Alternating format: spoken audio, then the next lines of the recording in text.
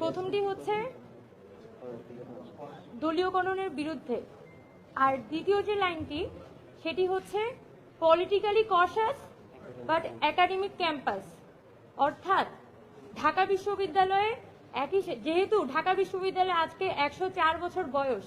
এবং বাংলাদেশের স্বাধীনতার পূর্ব থেকেই কিন্তু ঢাকা বিশ্ববিদ্যালয় রাজনৈতিকভাবে অনেক বেশি সক্রিয় ছিল এবং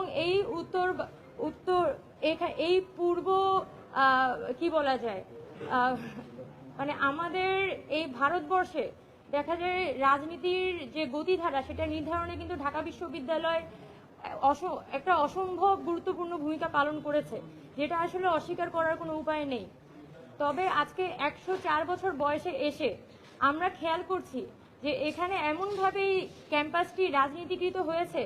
যে বর্তমানে এই ক্যাম্পাসটির সামান্য কেরানি তৈরির কারখানা হিসেবেও কিন্তু ফাংশন করতে পারছে না। সেই জায়গায় আমরা এই ক্যাম্পাসটিকে একটি বেটার একাডেমিক এনভায়রনমেন্ট এখানে তৈরি করতে চাই। সেই জায়গা থেকে একই সাথে আমাদের যেমন এখানকার যে পলিটিক্যাল সিচুয়েশন এবং এখানকার যে ছাত্র সংগঠনগুলোর মধ্যকার যে একটা ঐক্যমত এবং সাধারণ ছাত্রদের সাথে প্রশাসন এবং ছাত্র রাজনৈতিক সংগঠনগুলোর যে একটা বোঝাপড়া সেটা পরিষ্কার হওয়া উচিত, এটা আমি মনে করি। সেটার জন্য আমরা বলেছি যে আমাদের সাধারণ ছাত্ররা আমরা রাজনীতি সচেতন থাকব, উই আর পলিটিক্যালি কশাস, কিন্তু আমাদের যে ক্যাম্পাসটা হবে সে ক্যাম্পাসটা আসলে একাডেমিয়ার অ্যারাউন্ড তৈরি হবে এবং ক্যাম্পাসের যে সিস্টেম সেটা আসলে রাজনীতির উপর দাঁড়িয়ে তৈরি হবে না। এই ক্যাম্পাসের সিস্টেম তৈরি হবে তাদের একাডেমিক সিচুয়েশনের উপর। আমরা দেখতে পাচ্ছি যে খুবই কনসার্নিং একটা ইস্যু যে আমাদের অতি গুরুত্বপূর্ণ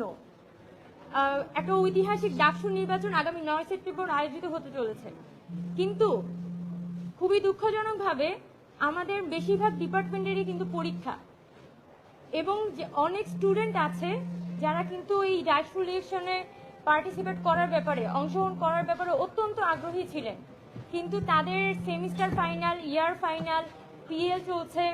এসব কারণে তাদের মধ্যে আগ্রহটা নানান কারণে কিন্তু মিয়ে গেছে। এখন আমাদের প্রশাসনের কিন্তু এটা একটা দায়িত্ব ছিল কিভাবে পরীক্ষার সাথে তারা এই ডাকসু ইলেকশনটিকে এক ধরনের একটা সামঞ্জস্যের মধ্যে নিয়ে আসতে পারে,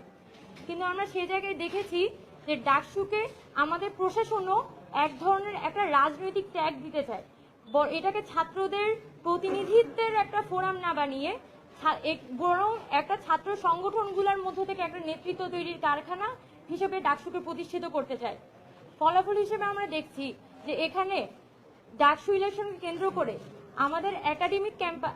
একাডেমিক সিচুয়েশনটা বা আমাদের পরীক্ষার বিষয়ে যেভাবে প্রশাসনের সিদ্ধান্ত নেওয়ার কথা ছিল সেই জায়গায় তাদের এক ধরনের একটা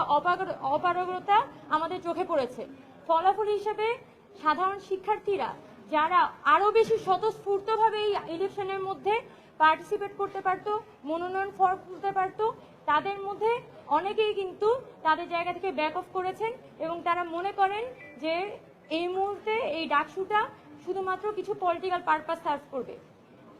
আমরা আমাদের প্যানেল থেকে সরাসরি বলতে চাই যে ঢাকা বিশ্ববিদ্যালয়ের এই ডাকসু ছাত্রদের প্রতিনিধিত্ব নির্বাচনের একটি কারখানা।